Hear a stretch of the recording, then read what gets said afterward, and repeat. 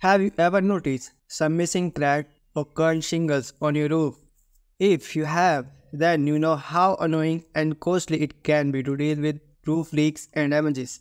Hi everyone, welcome to Drilling Nerd. I am James. In this video, I am going to show you how to repair roof shingles using some simple tools and materials. Step 1.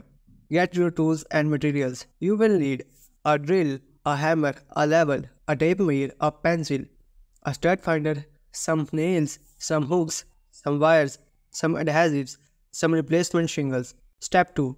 Inspect your roof, climb up to your roof and look for any missing, cracked, curled or loose shingles. Mark them with chalk or a marker.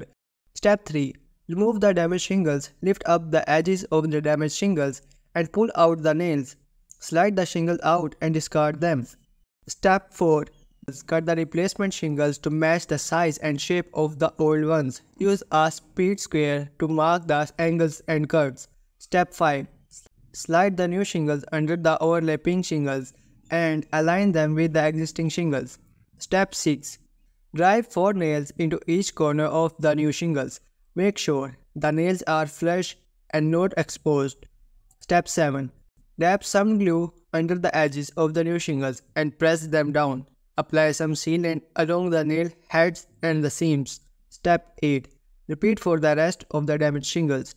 Follow the same steps for each damaged shingles until you have repaired your entire roof.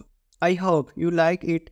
Please like and subscribe for more drilling tips. Visit my website drillingnerd.com for more info and reviews on power tools.